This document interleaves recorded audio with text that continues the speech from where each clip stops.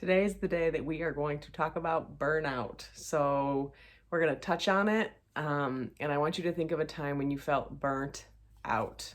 Your kids were yelling, no one was cooperating, you felt unconnected to your partner, work was overwhelming, people were quitting, people were hiring, you were just like, oh, I can't take it anymore. I'm Dr. Allison Coffin. I run a private practice and I also am a meditation expert. I teach busy working moms easy, doable ways to meditate and set boundaries and live their life so they can enjoy it and get back to spending their life with the people that they chose to spend their life with and enjoy it. Today, I want to talk about burnout and the best tip that I got on how to avoid it. So here we go. So the best advice that I ever got on how to avoid burnout is to schedule a vacation. Schedule a vacation every single quarter. So the year is broken up into 12 months. Every 3 months, you got to have a vacation. It can be a long weekend, a full weekend.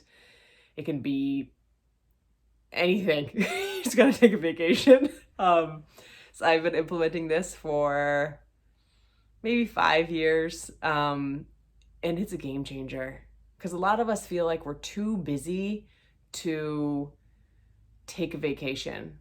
The kids have too many things going on. We have too many commitments. Work is too hectic. It can't possibly run without you. Newsflash, it can. So this is something that is a game changer. Try to take a vacation every quarter. Put it on your calendar, put it on your schedule, block it out, take it.